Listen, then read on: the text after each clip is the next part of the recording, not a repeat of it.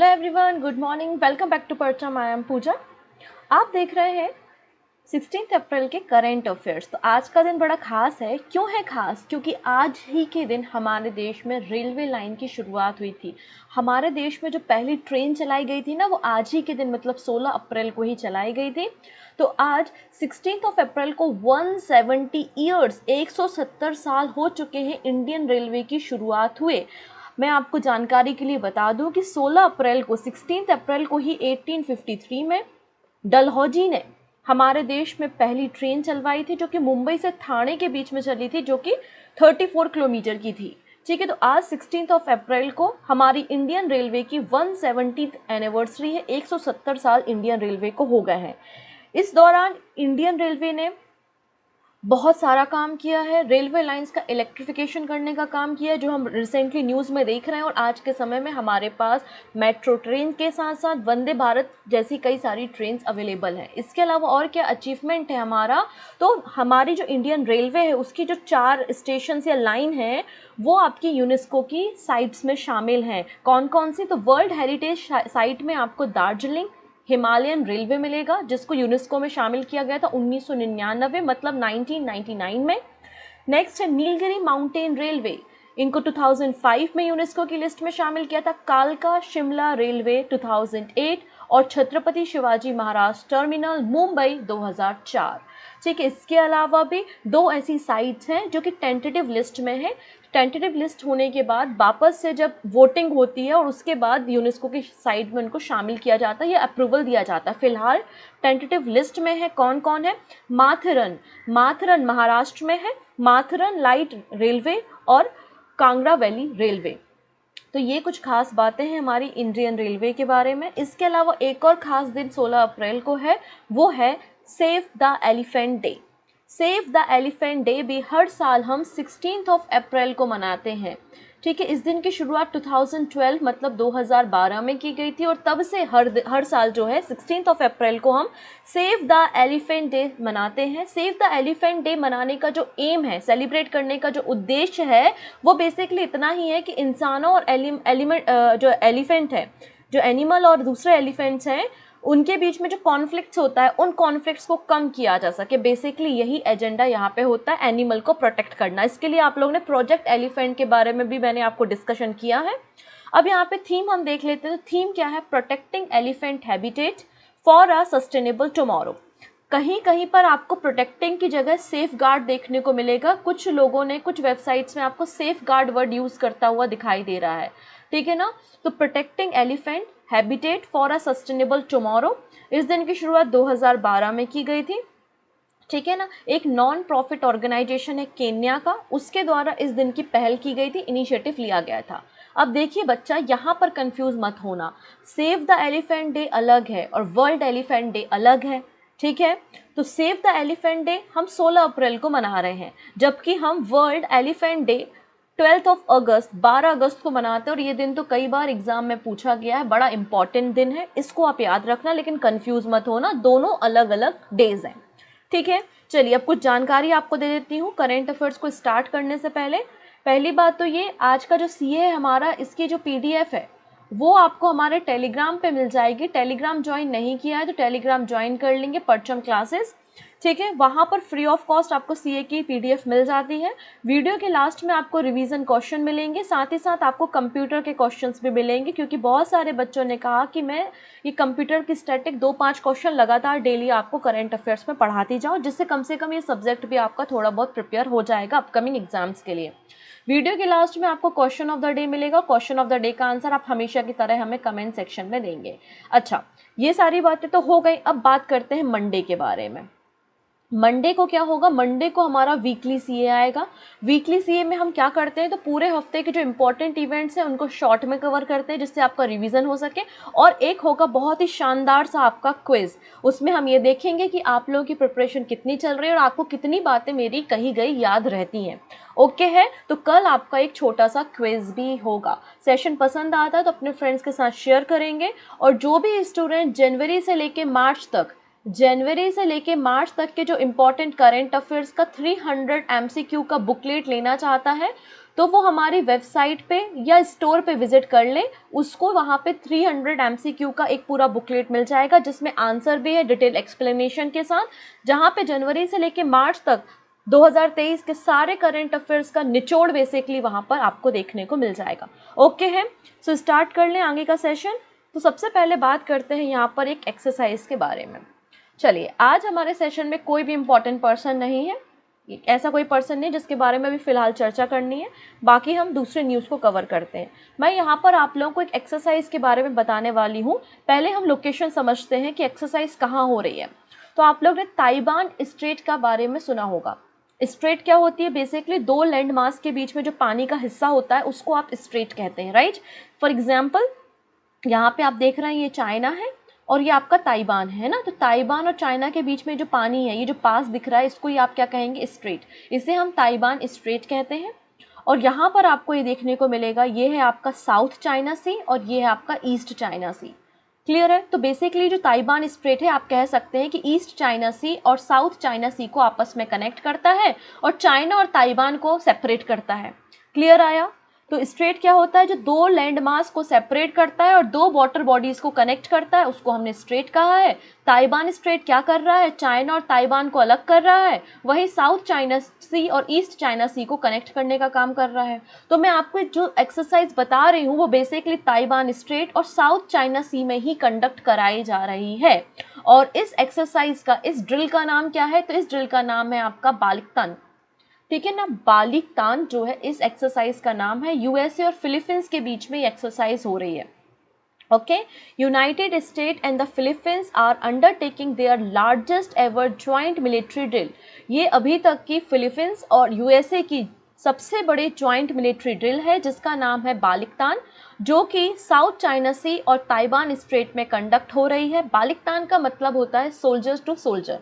ठीक है, ये एक्सरसाइज पूरा महीना चलने वाली है, मतलब 11 अप्रैल से इस एक्सरसाइज की शुरुआत हुई है और ये 28 अप्रैल तक चलने वाली है, जिसमें अमेरिका के आप देखेंगे लगभग 12,000 सोल्जर्स जो हैं, 12,000 सोल्जर्स यूएसए के और रिमेनिंग सोल्जर्स जो हैं वो कहाँ के? फिलीपींस के पार्टिसिपेट कर रहे हैं। तो लगभग 17,000 सोल्जर्स सैनिक यहाँ पे पार्टिसिपेट करने वाले हैं और कई सारे नेशंस जो होंगे यहाँ पे इस एनुअल इवेंट में पार्टिसिपेट करेंगे। ओके, चलिए नेक्स्ट बात करते हैं निसार के बारे में। इसके बारे में मैंने पहले भी चर्चा की है, वापस से चर्चा कर लेते हैं क्योंकि वापस से न्यूज़ में है।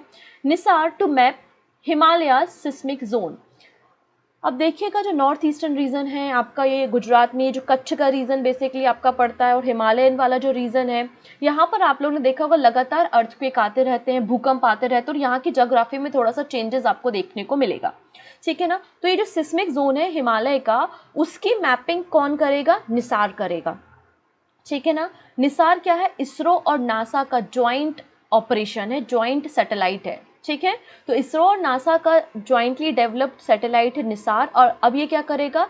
हिमालयन का जो रीजन है वहाँ पर सिस्मिक जोन की मैपिंग करने का काम निसार करेगा, क्योंकि यहाँ हिमालयन रीजन में आपने देखा है लगातार अर्थक्वेक आते रहते हैं। ठीक है, निसार का फुल फॉर्म एग्जाम में पूछा जा सकता है, बड़ा इंपॉर्टेंट है। निसार का मतलब है NASA ISRO synthetic aperture radar. NASA ISRO synthetic aperture radar Nisar का फुल फॉर्म है। ठीक है ना, इस सैटेलाइट में आपको दो टाइप के सिंथेटिक अपर्चर रेडार मिलेंगे, जो कि एक एल बैंड पे और एक एस बैंड पे काम करता है और बहुत ही हाई रेजोल्यूशन के कैमराज होंगे जो इनकी पिक्चर्स को भी लेने का काम करेंगे। निसार सैटेलाइट जो है वो जनवरी 2024 तक बेसिकली इसे लॉन्च कर दिया जाएगा बाय नासा एंड इसरो। ठीक है, जॉइंट डेवलपमेंट किया है इसका, निसार का। अब यहाँ पे सिस्मिक जोन्स की बात करते हैं तो आप लोगों को कल के सेशन में मैंने बताया था कि जो आपका हुगली रिवर में आपकी जो मेट्रो शुरू हुई है, जो कि भारत की पहली रिवर मेट्रो है कोलकाता में, याद आया? मैंने आपको बताया था वो आपकी सिस्मिक जोन 3 में आती है। मतलब आप समझ चुके होंगे कि वेस्ट बंगाल का जो रीजन है वो सिस्मिक जोन 3 में आता है। तो हमारे देश में बेसिकली 4 सिस्मिक जोन आपको देखने को मिलेंगे, zone 2, zone 3, zone 4 and zone 5। Zone 5 जो होता है वेरी हाई रिस्क जोन होता है, मतलब जहाँ पे ज़्यादा इंटेंसिटी के और ज़्यादा फ्रिक्वेंसी के आपको अर्थक्वेक देखने को मिलेंगे। और जोन 2 जो होता है वो लो रिस्क जोन होता है, जहाँ पे अर्थक्वेक कम आते हैं और उनकी इंटेंसिटी, उनकी तीव्रता भी कम होती है। हमारे अर्थ में, सॉरी, हमारे इंडिया में, हमारे प्यारे भारत का लगभग 59% ऐसा लैंड एरिया है जो कि सिस्मिक जोन में आता है, सिस्मिक आपका हजार्ड जोन में, डैमेज जोन में शामिल है। क्लियर है?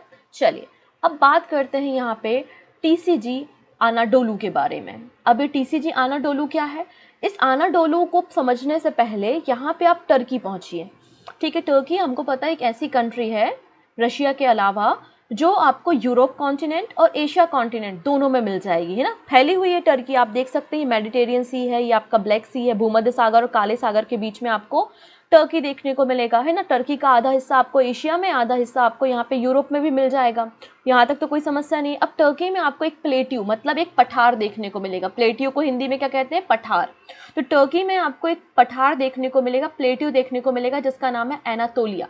अनातोलिया का पठार या अनातोलिया प्लेट्यू, ठीक है ना। इसी के नाम पे इस इन्होंने जो वार क्राफ्ट है आपका, इसका नाम क्या रखा है? एनाडोलू। तो एनाडोलू नाम कहाँ से आया? इसी एनातोलिया पठार से टर्की ने ये नाम दिया है, ठीक है ना। अब इसके ऊपर चर्चा करते हैं कि टीसीजी अनाडोलू क्या है। तो ये टीसीजी अनाडोलू कुछ इस तरीके से दिखाई देता है, ठीक है ना। बेसिकली ये एयरक्राफ्ट कैरियर है। क्या है ये? एयरक्राफ्ट कैरियर है। एयरक्राफ्ट कैरियर, एयरक्राफ्ट कैरियर का मतलब क्या होता है? एक ऐसा वॉरशिप जो कि कई सारे एयरक्राफ्ट को कैरी कर सकता है बैटलफील्ड में। ये जो आपका एयरक्राफ्ट कैरियर दिख रहा है ना, ये 94 से ज़्यादा एयरक्राफ्ट्स को और टैंक्स वगैरह को कैरी करने में कैपेबल है। ये आपके लाइट कॉम्बैट एयरक्राफ्ट्स हैं, हेलीकॉप्टर्स हैं, टैंक्स हैं, उनको कैरी कर सकता है, ठीक है। इसकी स्पीड 21 नॉटिकल माइल या नॉट्स की बताई जाती है, ठीक है। खास बात इसकी पता है क्या है? ये अनमैन्ड कॉम्बैट एयर व्हीकल्स को भी कैरी कर सकता है, मतलब ये ड्रोन को भी कैरी कर सकता है, ड्रोन को भी लैंड टेक ऑफ इनका करा सकता है, लैंडिंग करा सकता है, टेक ऑफ करा सकता है, ये आपका जो एयरक्राफ्ट कैरियर है। तो ये वर्ल्ड का पहला बन गया। इस तरीके से टर्की का तो पहला है ही, वर्ल्ड का भी ये पहला बन गया। आइए समझते हैं, वर्ल्ड का ये पहला ड्रोन कैरियर है। एयरक्राफ्ट कैरियर तो हमारे पास भी है, विक्रांत है, दूसरे देशों के पास भी है, राइट। हम यहाँ पे ड्रोन कैरियर के बारे में बात कर रहे हैं। तो टर्की ने रिसेंटली कमीशन किया है अपना लार्जेस्ट वॉरशिप, जो कि वर्ल्ड का पहला ड्रोन कैरियर भी है, जिसका नाम है टीसीजी अनाडोलू, ठीक है ना। इसको स्पेन की फ्लैगशिप की मदद से बेसिकली उन्होंने ही टेक्नोलॉजी दी थी और पूरी तरीके से, लेकिन इसको कंस्ट्रक्ट या मैन्युफैक्चर करने का काम टर्की में किया है। तो आप कह सकते हैं कि टर्की के द्वारा ही इसको बनाया गया है, ठीक है ना। आगे अगर बात करते हैं तो ये वर्ल्ड का पहला वेसल है जो कि आपका अनमैन्ड एयरक्राफ्ट को भी कैरी कर रहा है। इसका नाम अनातोलिया पठार के ऊपर ही रखा गया है। बस इतनी ही बातें आपको याद रखनी है। चलिए, अब मैंने बिहू फेस्टिवल, सभी को पता है, जितने स्टूडेंट यहाँ पे व्यूअर्स है सभी को पता है कि बिहू जो त्यौहार है वो असम का है ना। बिहू फेस्टिवल कहाँ पे सेलिब्रेट किया जाता है? असम में सेलिब्रेट किया जाता है। और यहाँ पर इस फेस्टिवल में शामिल हुए थे हमारे प्राइम मिनिस्टर नरेंद्र मोदी जी। और यहाँ पर आप देख रहे हैं कितनी ज़्यादा अधिक मात्रा में आपको यहाँ पे डांसर्स दिख रही हैं। लगभग 11,000 डांसर्स ने यहाँ पे पार्टिसिपेट किया। और ये जो बिहू डांस है ये basically Guinness world book of record में शामिल हो गया, ठीक है। पूरी न्यूज़ को हम समझ लेते हैं। लार्जेस्ट बिहू डांस एंड ढोल ड्रम इंसेम्बल, यहाँ पर देखिएगा असम के मुख्यमंत्री जो हैं हेमंत विश्व शर्मा, उन्होंने सर्टिफिकेट रिसीव किया है, Guinness world book of record में शामिल किया गया है लार्जेस्ट बिहू डांस को और ढोल ड्रम को। तो यहाँ पे Guinness world book of record की टीम के द्वारा असम के मुख्यमंत्री हेमंत विश्व शर्मा को यहाँ पे सर्टिफिकेट देने का काम किया है। ऐसा बताया जाता है 11,000 से ज़्यादा यहाँ पे डांसर्स और 2,500 ड्रमर्स यहाँ पे साथ में आए और इन्होंने साथ में परफॉर्म किया, ठीक है। कहाँ पर परफॉर्म किया? तो सारू सजाई स्टेडियम गुवाहाटी में इन्होंने परफॉर्म किया in the presence of prime minister Narendra Modi. इसलिए इसे जो है वो Guinness world book of record में शामिल किया गया। इसके अलावा अब प्राइम मिनिस्टर मोदी अगर आसाम में गए हैं तो कुछ ना कुछ तो काम करेंगे। तो 8,000 करोड़ रुपए का इन्वेस्टमेंट बेसिकली किया गया है। कई सारे रेलवे प्रोजेक्ट की शुरुआत की गई है, मैथेनॉल प्लांट की शुरुआत की गई है, ब्रह्मपुत्र रिवर पे जो है वो ब्रिज बनाने का काम किया जा रहा है और ऐसा सारा कुछ बहुत सारा प्रोजेक्ट यहाँ पे लॉन्च किया गया है। खास बात क्या है कि नॉर्थ ईस्ट को पहला एम्स मिल रहा है, पहला एम्स को लॉन्च किया है। तो launching the north east region first all India institute of medical science मतलब एम्स नियर गुवाहाटी।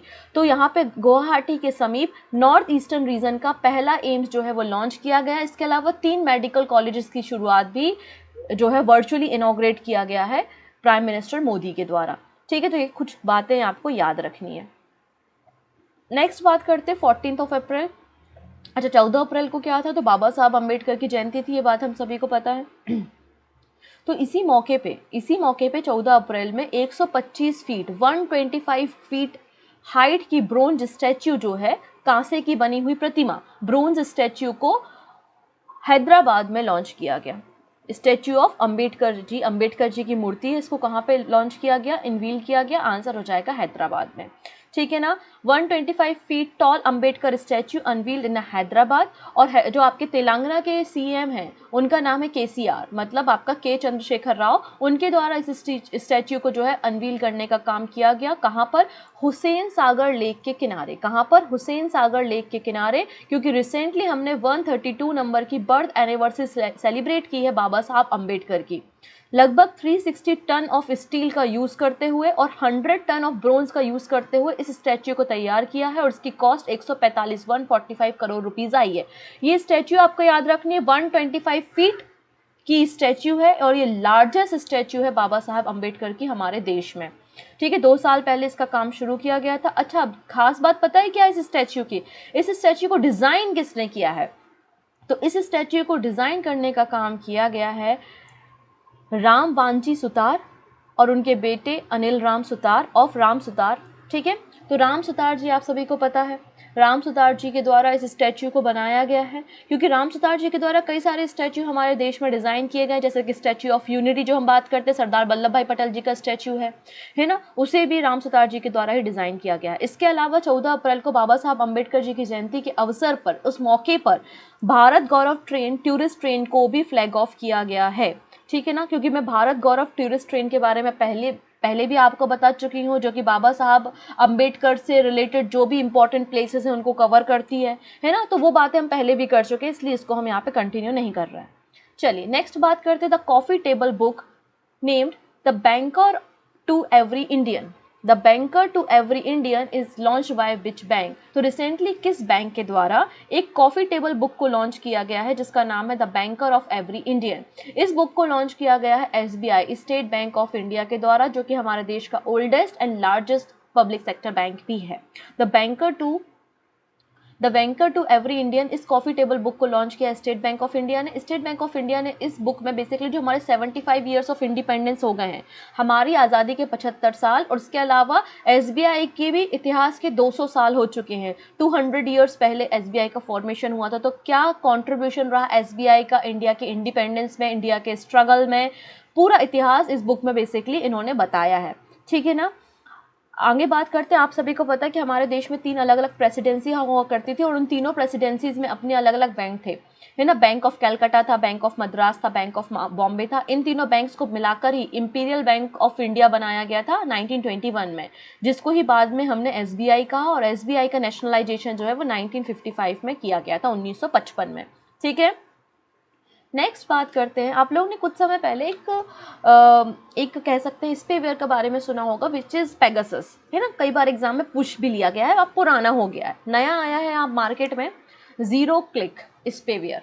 ठीक है ना, बेसिकली नया नहीं है, ये भी 2017 से यूज़ किया जा रहा है इजराइल के द्वारा, है ना। इजराइल के द्वारा जो एनएसओ है उसके द्वारा 2017 से इस स्पेवेयर का यूज़ किया जा रहा है, हमें जानकारी अभी कभी मिली है। ठीक है, तो zero click spyware basically Israeli company Quadream limited के द्वारा इस स्पेवेयर को तैयार किया गया है। और इस स्पेवेयर को बेसिकली जो भी जर्नलिस्ट हैं, अपोजिशन लीडर हैं, अलग अलग ऑर्गेनाइजेशन के जो लीडर हैं अक्रॉस द 10 कंट्री में, इन लोगों के फ़ोन में इसको डालकर इस जीरो क्लिक स्पेवेयर का यूज़ करके बेसिकली इन्फॉर्मेशन को गैदर करने का काम ये कंपनी कर रही थी। रिसेंटली जो है basically Microsoft and internet watchdog citizen lab के द्वारा ये रिसेंटली रिपोर्ट पब्लिश की गई है कि लगभग 10 कंट्रीज़ के जर्नलिस्ट, अपोजिशन लीडर, इसके अलावा एडवोकेसी ऑर्गेनाइजेशन के लोगों की यहाँ पे हैकिंग की जा रही थी, उनके डेटा को कलेक्ट करने का काम किया जा रहा था। स्पेवेयर क्या होता है? स्पेवेयर एक सॉफ्टवेयर प्रोग्राम होता है जिसको डिज़ाइन किया जाता है डेटा को कलेक्ट करने फ्रॉम द कंप्यूटर या फिर लैपटॉप या फिर आपके mobile phones without the users knowledge और कंसेंट, यूज़र के नॉलेज के बिना, उनकी परमिशन के बिना, उनके कंप्यूटर से, उनके लैपटॉप से और मोबाइल फ़ोन से यूज़फुल डेटा को लेने का काम, कलेक्ट करने का काम जो है वो स्पेवियर करते हैं। और रिसेंटली ज़ीरो क्लिक स्पेवियर यही काम कर रहा है। ऐसी जानकारी हमें इंटरनेट वॉचडॉग, सिटीजन लैब और माइक्रोसॉफ्ट के द्वारा दी गई है। ये इजरायली कंपनी क्वाड्रीम लिमिटेड का स्पेवियर है और बताया गया है कि एनएसओ के द्वारा 2017 से इसका उपयोग किया जा रहा है गवर्नमेंट ऑर्गेनाइजेशन से जुड़े हुए जो पॉलिटिशियंस वगैरह हैं उनके मोबाइल फ़ोन को हैक करने के लिए। अब खास बात इस ज़ीरो क्लिक स्पेवियर की है, ये है कि इसमें आपको यूज़र्स को पता भी नहीं चलता कि उनका फ़ोन हैक हो चुका है। मतलब उनको किसी चीज़ में क्लिक भी नहीं करना है, ना ही किसी लिंक में क्लिक करना है, ना ही किसी सॉफ्टवेयर को डाउनलोड करना है, या फिर मतलब किसी भी क्लिक करने की ज़रूरत यहाँ पर इनको है नहीं। वो तो ये जो लूप होल होते हैं किसी भी प्रोग्राम में, डेवलपर के प्रोग्राम में जो लूप होल होते हैं, उन्हीं लूप होल का फ़ायदा उठाकर ये स्पेवियर उनके फ़ोन में चला जाता है, इमेज के फॉर्म में, पिक्सल्स के फॉर्म में, है ना, हिडन फॉर्म में ये इंसर्ट हो जाता है और उनके मोबाइल फ़ोन के डेटा को कलेक्ट करने का काम करता है। नेक्स्ट बात करते हैं, which country has become the first country in the world to approve a new malaria vaccine from Oxford University with children under the age of 3 in the line of benefit। तो कौन सी country विश्व की पहली country बन गई जिसने Oxford university की नई मलेरिया वैक्सीन को अप्रूव किया है और 3 साल से कम उम्र के जो बच्चे हैं उनको लाभ देने के लिए इस वैक्सीन को शुरू करने की पहल की है? तो आंसर हो जाएगा घाना। अफ्रीका कॉन्टिनेंट की कंट्री है घाना, जिसकी कैपिटल आपको अक्रा देखने को मिलेगी और चेरी यहाँ पर आपको करेंसी देखने को मिलेगी। तो घाना जो है वो पहली ऐसी कंट्री बन गई है वर्ल्ड की जिसने नई मलेरिया वैक्सीन को अप्रूव कर दिया है from Oxford University with children under the age of 3 in the line of benefit. क्योंकि हर साल मलेरिया के कारण 6 लाख से ज़्यादा डेथ्स जो है वो पूरे नेशन में होती हैं हर साल, जो है पूरे वर्ल्ड में बेसिकली मॉस्किटो से रिलेटेड कई सारी बीमारियां फैलती हैं, उसके कारण कई सारी डेथ्स होती है मलेरिया के कारण। इसलिए इस वैक्सीन को तैयार किया गया है। पहली बार ऐसा हो रहा है कि कोई इस तरीके की कोई वैक्सीन आ रही है और किसी रिच नेशन के पास ना जाके एक छोटे नेशन के पास इस वैक्सीन को दिया गया है और अप्रूवल लिया गया है। This is the first time a major vaccine has been approved first in a African country before rich nation. Next बात करते हैं, रिसेंटली सेवी का फाउंडेशन डे मनाया गया। रिसेंटली सेवी को का 35th नंबर का फाउंडेशन डे या फिर सेवी का 35वें नंबर का स्थापना दिवस मनाया गया। ठीक है ना, स्थापना दिवस या फाउंडेशन डे 35th नंबर का सेवी का मनाया गया और इस अवसर पर एक नया लोगो लॉन्च किया है। न्यू लोगो यहाँ पे लॉन्च किया है। आप लोगों ने सेवी का ये ओल्ड लोगो देखा होगा, अब नया लोगो कुछ इस तरीके से दिखाई देता है। ये नया लोगो लॉन्च किया गया है सेवी का। तो क्वेश्चन बच्चों के मन में आते हैं कि कैसा क्वेश्चन यहाँ से आएगा। तो अगर मैं बनाना चाहूँ तो 2 क्वेश्चन बना सकती हूँ कि रिसेंटली किस गवर्नमेंट ऑर्गेनाइजेशन के 35 ईयर्स कंप्लीट हुए हैं, या रिसेंटली किस ऑर्गेनाइजेशन के 35 ईयर्स कंप्लीट होने पर उसने अपना नया लोगो लॉन्च किया है। तो आंसर हो जाएगा दोनों ही कंडीशन में क्या, सेवी। सेबी ने अपना नया लोगो लॉन्च किया है और सेबी की जो चेयरमैन है मधावीपुरी बुच, उनके द्वारा इस नए लोगो की डिज़ाइन जो है उसको एक्सप्लेन भी किया गया कि ये जो नया लोगो है वो कॉम्बिनेशन है ट्रेडिशनल वैल्यूज़ और मॉडर्न टेक्नोलॉजी का, है ना। ये ट्रेडिशनल वैल्यूज़ को भी साथ में लेकर रख रहा है लेकिन जो नई मॉडर्न टेक्नोलॉजीज़ हैं उसको भी रिफ्लेक्ट करता है। बेसिकली इसका फोकस 3 एरियाज़ पे है। कौन कौन से 3 एरियाज़ हैं? Market development, market regulation and investor protection. क्योंकि सेबी का काम क्या होता है, जो हमारा कमोडिटी मार्केट होता है, जो हमारा कैपिटल मार्केट होता है, उसको रेगुलेट करने का काम ही तो सेबी करती है।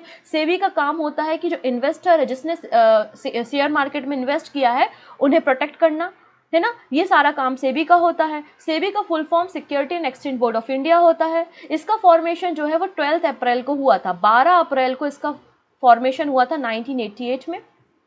लेकिन ठीक है, मिनिस्ट्री ऑफ फाइनेंस के अंतर्गत बाद में इसे कुछ पावर एंड अथॉरिटी दे दी गई जब हर्षद मेहता स्कैम हुआ 1992 में। ठीक है, नेक्स्ट बात करते हैं यहाँ पर NHAI। ठीक है, NHAI enable FASTag based payment at forest entry point. तो रिसेंटली यहाँ पर NHAI के द्वारा MOU साइन किया गया है to enabling FASTag based payment at check post under Nagarjuna Sagar Srisailam tiger reserve. तो यहाँ पे जो नागार्जुन श्रीशैलम टाइगर रिजर्व है, बेसिकली टाइगर रिजर्व आपको तेलंगाना और आंध्र प्रदेश के रीजन में फैला हुआ दिखाई देगा। तो यहाँ पर इस टाइगर रिजर्व के साथ national highway authority of India, जो कि ministry of road transport and highway के साथ मिलकर काम करती है, इन्होंने यहाँ पे एमओयू साइन किया है और फास्टैग बेस्ड पेमेंट यहाँ पे अप्लाई किया है एंट्री पॉइंट और एग्जिट पॉइंट पे फॉरेस्ट एरिया के, फॉरेस्ट व्हीकल्स के लिए, ठीक है।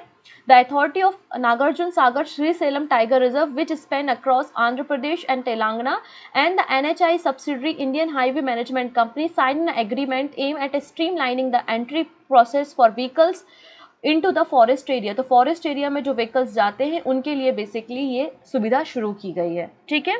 Fast track based payment system है। अच्छा, आप लोग ने वंदे भारत एक्सप्रेस के बारे में सुन लिया, अभी राजस्थान में लॉन्च हुई है ना वंदे भारत, अपन ने न्यूज़ में भी देख लिया। अब ये वंदे मेट्रो शुरू हो रही है, वंदे मेट्रो की शुरुआत की जा रही है, ऐसा बोले हैं अश्विनी वैष्णव, जो कि हमारे रेलवे मिनिस्टर हैं, अश्विनी वैष्णव। इन्होंने कहा है कि दिसंबर 2023 में हम वंदे मेट्रो को लॉन्च कर देंगे। अभी वंदे भारत से वंदे मेट्रो कैसे अलग है वो हम देख लेते हैं। अच्छा सुनिए, ये जो वंदे भारत एक्सप्रेस हम लॉन्च कर रहे थे, तो हम लोग लॉन्ग डिस्टेंस में, जैसे कि जयपुर से नई दिल्ली को कनेक्ट कर रहे हैं, भोपाल को नई दिल्ली से कनेक्ट कर रहे हैं, ऐसा ही कर रहे थे ना। ऐसे ही आप लगभग जो 300 साढ़े 300 किलोमीटर के डिस्टेंस है उसमें आप लोग वंदे भारत एक्सप्रेस को लॉन्च कर रहे थे, क्लियर है। अभी वंदे मेट्रो जो है वो क्या है, 100 किलोमीटर की रेंज में जो सिटीज़ हैं उनको कनेक्ट करने के लिए वंदे मेट्रो की शुरुआत होगी। जैसे कि हम बात करें मुंबई में लोकल चलती हैं, या आपका जो एरिया होगा वहाँ पे पैसेंजर गाड़ियाँ चलती है जो दो छोटी छोटी सिटीज़ को आपस में कनेक्ट करती है, जहाँ पे लोग डेली अप डाउन करते हैं, स्टूडेंट कॉलेज के लिए जाते हैं, या फिर जो जॉब करने वाले लोग हैं वो अपने ऑफिस जाते हैं, तो पैसेंजर गाड़ियाँ चलती हैं, लोकल्स चलती हैं ना। वैसे ही उसी क्राउड के लिए है ना, स्टूडेंट्स के लिए, जॉब करने वाले लोगों के लिए 100 किलोमीटर की रेंज में जो सिटीज़ हैं उनको कनेक्ट करने के लिए वंदे मेट्रो की शुरुआत की जा रही है। ऐसा हमको किसने कहा है, अश्विनी वैष्णव ने कहा है। दिसंबर 2023 से इनकी शुरुआत कर दी जाएगी, क्लियर है, ठीक है। तो railway minister Ashwini Vaishnaw have announced that union government plan to introduce Vande metro by December 2023. This announcement come after the successful launch of the Vande Bharat Express, which is a semi-high-speed train operating in a several part of the country. Okay, Vande metro जो है वो short distance metro rail network पे काम करेगी, जो connect करेगी major cities within the distance of 100 kilometre और less, clear है। जिससे जो लोकल्स है, जो भी कंजक्शन होता है, क्राउड होता है, उसको आप रिड्यूस कर सके। The train will operate at high frequency with 4 to 5 trip per day. एक दिन में ये 3 से 4 ट्रिप को कंटिन्यू कर सकती है, जिसमें 8 कोचेज होंगे जैसे कि मेट्रो ट्रेन में होते हैं, ठीक है ना, इतनी चीज़ें। चलिए नेक्स्ट बात करते हैं कुछ शॉर्ट न्यूज़ के बारे में। पहली बात करते हैं United nation trade and development conference के द्वारा रिसेंटली एक रिपोर्ट पब्लिश की गई है जिसमें भारत की जीडीपी को प्रोजेक्ट किया है। इन्होंने कहा है कि भारत की जीडीपी 6% रहेगी इन द फाइनेंशियल ईयर 2023। पहले इन्होंने 6.6% कहा था, अब इन्होंने 6% कहा है। नेक्स्ट बात करते हैं। अच्छा, मैंने आप लोगों को कल न्यूज़ में बताया था कि एशियन रेसलिंग चैंपियनशिप जो कि अस्ताना कजाकिस्तान में हो रही है, वहाँ पे व्यूमेंस कैटेगरी में हमने 7 मेडल हासिल किए हैं, जिनमें से 2 सिल्वर मेडल हैं और 5 ब्रोंज मेडल हैं, ठीक है। अब यहाँ पे मेंस कैटेगरी के ऊपर भी चर्चा कर लेते हैं। मेंस कैटेगरी में भारत को पहला गोल्ड मिल गया है, और ये गोल्ड मेडल कौन लेकर आए हैं, अमन शेरावत लेकर आए हैं। अमन शेरावत इंडियन रेसलर है और इन्होंने भारत को पहला गोल्ड मेडल हासिल करके दिया है 57 kg कैटेगरी में, फ्री स्टाइल कैटेगरी में, एशियन रेसलिंग चैंपियनशिप जो कि अस्ताना कजाकिस्तान में हो रही है। Yes Bank has become the first Indian company to have over 50 lakh shareholder. तो यश बैंक ऐसी कंपनी है भारत की पहले जिसके पास 50 लाख से ज़्यादा शेयर होल्डर्स हैं। नेक्स्ट बात करते हैं। इंडियन गवर्नमेंट ने एमओयू साइन किया है वर्ल्ड फूड प्रोग्राम के साथ, और Indian government 10,000 metric ton wheat मतलब हो गया आपका गेहूं, अफगानिस्तान भेज रही है। ये पहली बार नहीं, चौथी बार आई थिंक ये भेज रही है, ठीक है ना। तो वर्ल्ड फूड प्रोग्राम के साथ इंडियन गवर्नमेंट ने एमओयू साइन किया और 10,000 मीट्रिक टन हम गेहूं को पीपल ऑफ अफगानिस्तान के पास भेज रहे हैं। लास्ट है रत्नाकर पटनायक को चीफ इन्वेस्टमेंट ऑफिसर अपॉइंट किया गया है LIC का, ठीक है। ये छोटी सी एक अपॉइंटमेंट है। आइए बात करते कुछ रिवीजन क्वेश्चंस के बारे में। पहला क्वेश्चन है, किस स्टेट गवर्नमेंट ने रिसेंटली कहा है कि 28 मई को जब विनायक दामोदर सावरकर जी की जयंती होती है, बर्थ एनिवर्सरी होती है, उसे स्वतंत्रता वीर गौरव दिवस के रूप में सेलिब्रेट किया जाएगा। तो आंसर हो जाएगा Maharashtra. Option D is the right answer. Which state CM has the lowest total asset of about 15 lakh. तो कौन से ऐसे मुख्यमंत्री जिनके पास सबसे कम असेट है? तो आंसर हो जाएगा वेस्ट बंगाल, मतलब ममता बनर्जी के बारे में बात हो रही है। नेक्स्ट बात करते हैं, किस स्टेट गवर्नमेंट के द्वारा रिसेंटली अ हेल्प इनिशिएटिव की शुरुआत की है? तो अ हेल्प की शुरुआत उत्तराखंड ने की है, उत्तराखंड, ऑप्शन डी। नेक्स्ट है, वर्ल्ड ऑफ स्टैटिक रैंकिंग के अनुसार most criminal country in the world कौन सी है? तो मोस्ट क्रिमिनल कंट्री जहां पे सबसे ज्यादा क्राइम रजिस्टर्ड है, आंसर हो जाएगा वेनेजुएला। अफगानिस्तान की रैंकिंग 4th नंबर पे। नेक्स्ट बात करते हैं, solar energy corporation of India limited SECI, इसे गवर्नमेंट ऑफ इंडिया के द्वारा किस कैटेगरी में शामिल किया है या कौन सा स्टेटस दिया है? तो ये बन गई है मिनी रत्न कैटेगरी 1 कंपनी। ठीक है, mini ratna category 1, option B is the right answer. Next बात करते हैं, ज़फ़रुल्लाह चौधरी जिनका रिसेंटली निधन हो गया है, ये किस कंट्री के फ्रीडम फाइटर, एक सर्जन और एक एक्टिविस्ट रहे हैं? तो आंसर हो जाएगा बांग्लादेश के, option D is the right answer. Next question देखते हैं, to speed up the operation of the CPU, a very high speed memory is placed between the CPU and the primary memory is known as। तो computer की speed को fast करने के लिए CPU और हमारी जो प्राइमरी मेमोरी है मतलब रैम और CPU के बीच में एक वर्चुअल मेमोरी होती है, उसे हम क्या कहते हैं? उसे हम कैश मेमोरी कहते हैं, उसे हम कैश मेमोरी कहते हैं, जिससे हमारा ऑपरेशन फास्ट हो सके। तो आंसर क्या हो जाएगा? Cash, option A is the right answer. Next है, data are transfer between the different component of a computer system using a physical wire is called. तो जैसे कि हमें कंप्यूटर सिस्टम से किसी दूसरे डिवाइस में डेटा को ट्रांसफर करना, तो हम कुछ फिजिकल वायर्स को यूज़ करते हैं, उसे हम क्या कहते हैं? तो उसे हम बस कहते हैं। क्या कहते हैं? इन वायर्स को हम क्या कहते हैं? कंप्यूटर में बस कहते हैं। कितनी प्रकार की बसेस होती हैं? तो 3 प्रकार की बसेस होती हैं, अभी हम उन पर भी चर्चा करेंगे। ठीक है, which of the following is not a type of valid बस इन द कंप्यूटर? कौन सा बस का टाइप नहीं है कंप्यूटर में? तो मैंने कहा कि 3 प्रकार की कंप्यूटर में बसेस होती हैं, data bus, address bus and control bus. Register बस जैसा कुछ नहीं होता, ऑप्शन ए यहाँ पे गलत हो जाएगा। ठीक है, अब यहाँ पे डेटा बस जो है वो डेटा को ट्रांसफर करने का काम करेंगी between the different components. Address bus क्या करेगी? ट्रांसफर करेगी address between the CPU and main memory. तो मेन मेमोरी और CPU के बीच में एड्रेस को ट्रांसफर करने का काम एड्रेस बस करती है। वही कंट्रोल बस जो है वो कंट्रोल सिग्नल देती है डिफरेंट कंपोनेंट ऑफ कंप्यूटर को। ठीक है, तो इस तरीके से 3 बसेस जो है वो कंप्यूटर में काम कर रही होती हैं। नेक्स्ट है, a micro processor is build over blank comprises million of small component like register, transistor and diode। तो माइक्रो प्रोसेसर जो है वो किस पे बना होता है? जिसपे कई सारे ट्रांजिस्टर होते हैं, कई सारे रजिस्टर होते हैं और डायोड्स भी होते हैं। तो आंसर हो जाएगा IC, जिसे हम इंटीग्रेटेड सर्किट कहते हैं, option A is the right answer. Blank is a basic computation unit of the CPU। इनमें से बेसिक कंप्यूटेशन यूनिट CPU की कौन सी है? तो आंसर हो जाएगा कोर। अच्छा, आप लोग जब कंप्यूटर खरीदते हैं तो उसमें चेक करते हैं ना कि डुअल कोर है या फिर सिंगल कोर है, ऑक्टा कोर है, तो ये प्रोसेसर के टाइप होते हैं ना। CPU with 2, 4 and 8 course is called the dual core, quad core and octa core processor. तो कोर जो है वो बेसिक कंप्यूटेशनल यूनिट होती है CPU की। Okay, this is the question of the day. Recently जो टाइगर सेंसस हुई है 2022, the Suleba wildlife sanctuary witness the presence of tiger for the first time. तो ये जो सुलेबा वाइल्ड लाइफ सेंचुरी है, वहाँ पर फोटोग्राफ के थ्रू पहली बार एविडेंस मिले हैं कि यहाँ पे भी टाइगर्स हैं। तो ये वाइल्ड लाइफ सेंचुरी कहाँ पर है, किस राज्य में है? उत्तर प्रदेश में है, बिहार में है, छत्तीसगढ़ या फिर महाराष्ट्र में है? किस राज्य में है, ये बात आप हमें ज़रा कमेंट करके बता दीजिएगा और सही आंसर भी मैं आपको वहीं पे प्रोवाइड कर दूंगी। सिंपल सा है, ठीक है ना। तो कल मिलते हैं हम हमारे वीकली CA के साथ, जहाँ पे आप लोगों का होगा एक छोटा सा टेस्ट। तो take care and bye bye.